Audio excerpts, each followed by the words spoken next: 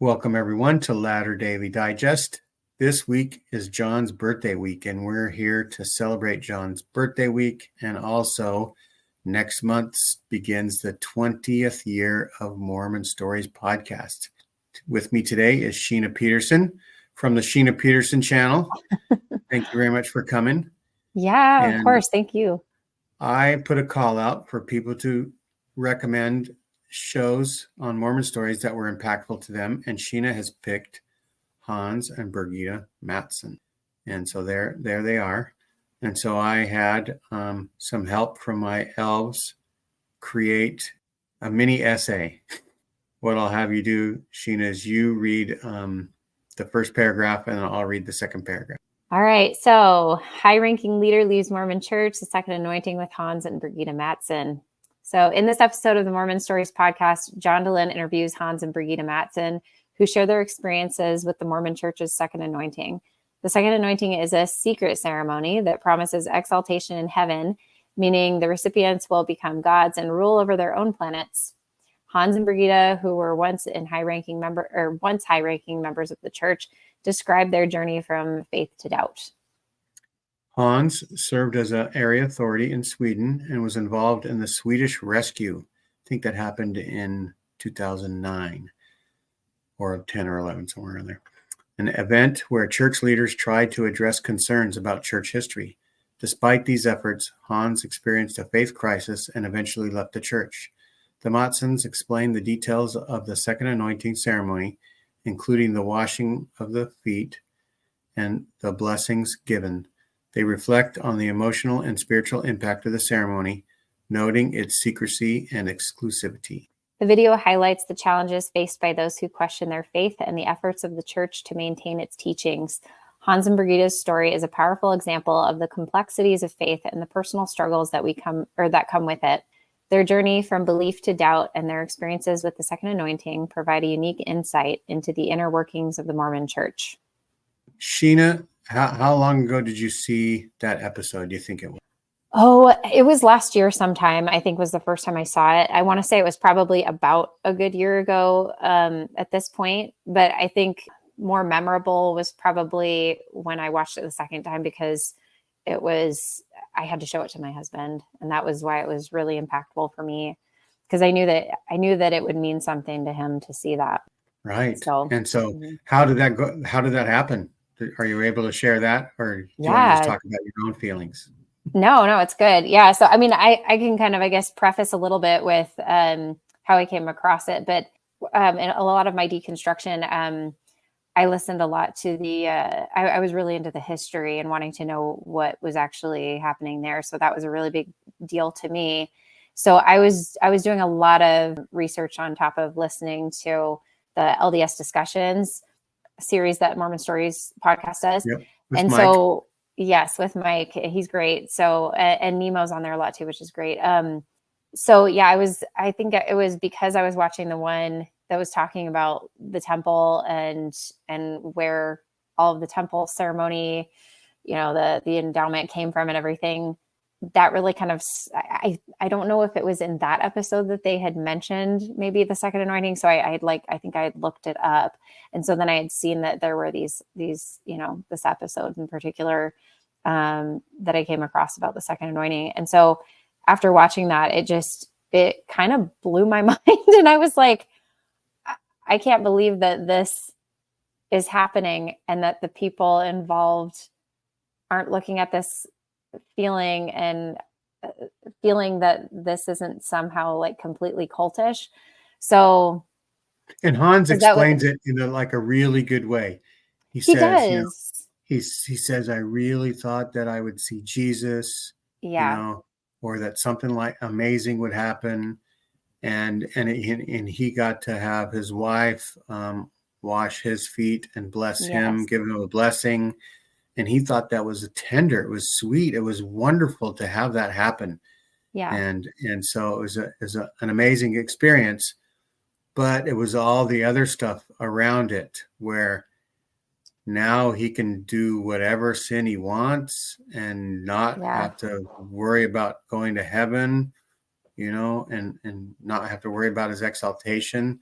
that seemed kind of weird to him, because why would he be special? Why wasn't just, farmers in Idaho, will say, why wouldn't Yeah. they get that? Well, he didn't feel like he should be that special. Even Yeah. though he was a leader in the church, he was one of those leaders that, worked for people and like humbled himself and was just somebody to be helpful to other people. Yeah. And so that was an amazing part to me about the episode. Anything else stand out? Yeah, no, so that definitely, I remember that standing out, because I remember thinking that it was interesting that they had such like a warm, emotional, personal experience with one another. And after watching it a couple times, I realized it makes sense that, especially if you believe in something that strongly, that you're not going to be looking at this as something that is necessarily cultish, but that you're thinking of it as like, this is such a special personal experience that you get to share with the person that you love the most. So I totally understand that part. But yeah, when he was describing, what the whole process was, that was, and describing that, what the wording was, and basically that he didn't have to abide by the same, heavenly laws that the rest of us are required to abide by, the same commandments of, thou shalt not, lie, cheat, steal, commit adultery, all the things. And as long as you don't murder anybody in innocent blood, like you're pretty much okay. And you might have to Right. Or endure sin like the against the Holy buffetings. Spirit. Yeah, like you might have to Yeah. endure like the buffetings of Satan for a time, and then you're okay. Like your place in heaven it's there. You're good. Or maybe And the laws of the land, right? You have to still yeah, suffer whatever the laws of the land might do. And that maybe was the buffetings of Satan. Maybe, I don't maybe. know. I mean, it's vague, so who knows? So yeah, that was really impactful, and I knew that I needed to share that with my husband. And you know what? Now that I'm thinking about it, I know exactly what it was that brought this up. It was actually the interview with no, so it was actually, the interview with Lila Tuller. She was the one who made the comment about the second anointing, and that's what sparked my interest. And I was like, second anointing. And so basically, like the way that it was described, I was like, it reminded me of something that I remember my dad talking about when I was a kid, where he had talked about, oh, you need to have your calling and election made sure. And he was like, all of the prophets and apostles and everybody, high up in the church leadership, like they've had their calling and election made sure. Like that's, a part of being in that position. I remember him describing that as just being basically Jesus actually coming down before you in person, so that you actually have like the sheer knowledge instead of just faith that he exists. And so I did think that was interesting. And so when I started looking at it, I was like, oh, so this is nothing like what we've kind of been told as far as like calling in elections, being sure, or whatever, or at least what I was told. And so when I showed it to my husband, I think that was the first turning point for him, where he was like, okay, yeah, that's not right. This doesn't feel right to me. Like these people that are either donating a lot of money to the church, or who, are in high positions of leadership in the church, or who are, clearly making a lot of money and pay, a very generous tithing, fast offering and all that. Like it seems to only be those people that have these offers extended to them, and they somehow get a free pass on, being moral. Get out of Jesus Yeah. jail free card. Yeah, exactly. And so for me, knowing what I had learned about church history, about Joseph Smith, Brigham Young, and all those guys, it made a lot of sense to me that was instituted as a part of the, I guess, upper echelon of the highest in the church, Right. The being inner able circle. to, yeah, exactly. I was like, well, it's not any different than what you see in like their patterns in history anyway. So, and that was what I was trying to get my husband to realize. I was like, it's not different. It's the same, like it was clearly created based on their desire to be able to just do whatever they wanted and get away with it, and so that was a really big turning point. And so that was a big deal to me because my husband was finally like, okay, something clicked there. So I was thinking about it the other day, even like in the temple, being anointed kings and queens and priests and priestesses and stuff like that. And it's kind of like, that's what a poor farmer would want to happen, someday to be anointed king or queen, when they're just normal, average, everyday people. I don't know if that was the draw to people in the 1800s or whatever, but it was totally secret by the time it came to us. When we went through the temple the first time, I don't think I had heard quite those words in any other lesson before. No. It's kind of sad too, because you know, especially after leaving the church, I realized how much of my life I was living for a future date, thinking, that I had, like what you were saying, like some hope of, oh, well, eventually, even if it doesn't work out in this life, the next life's going to be just amazing. It's going to be perfect. And peaches and ice cream. Yeah.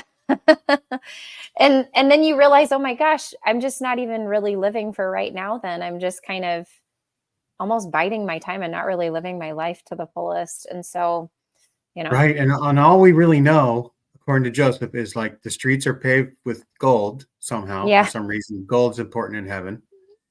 And that you're going to be with your family. And yet there are so many family members that you really don't want to spend eternity with. But anyway. Yeah, which is sad. Yeah, that was a huge eye-opening thing too, to realize that, the whole doctrine of eternal families in the Mormon Church, it really divides families more than anything. Because if you ask most other people, especially of other Christian denominations, most people believe that they are going to be with their families anyway. They don't. Why would we be anywhere other than together in heaven? Exactly. Yeah. And we can't even say for sure what Mormons were going to do, except for like create worlds. Like, we're learning so much about how to create worlds here. I'm not buying it, not seeing it, but still hung with it, hoping that I would learn more someday. Yeah. So anyhow, I think that's kind of what they're betting on or banking on for a lot of members in the church. It's like, oh, just don't worry about that. We don't know enough about it anyway, and just have faith, And I think that's the value of Mormon Stories. Now we can have full disclosure and informed consent. Yeah. You're going to be a nurse someday, and the medical profession revolves around informed consent. If you ever 100%. Get pills, if you're ever going to get some sort of treatment in the medical world, you get 3 or 4 pages saying what medicine might do to you, right? Yep. It might not, but at least you're aware of it. Yeah, so you can at least truth. That John Dehlin has, shined the light of truth on, we'll say, and has helped people be able to have informed consent. Oh, this is what the second anointing is, right? Mm-hmm. Now I know whether I want to be in a church that has a second anointing or not. Yeah. And so thanks to John Dehlin, thanks to Mormon Stories. Happy birthday again to John. Happy birthday, John. And congratulations on coming up on the 20th year. I was going to say a Jubilee year, but I looked it up. It's the 50th year of some event happening in some Roman times, some festival, 50 years. But I was hoping there was some other thing like Jubilee year for the 20th anniversary, but that'd be cool. I couldn't find it yet. We'll see what happens. That's a huge accomplishment. Huge accomplishment. That's right. Everyone, thanks for watching. Like and subscribe. Yes. Go visit Sheena's channel. She's been busy doing some things, but she's going to be putting up content soon again, we hope. Yeah. Right? And for a little bit of time. That's right. It's going to be an increment. Well, she doesn't have homework. Yeah, pretty much. Okay. Anyway. Thanks a lot. Bye-bye. Thank you. Bye.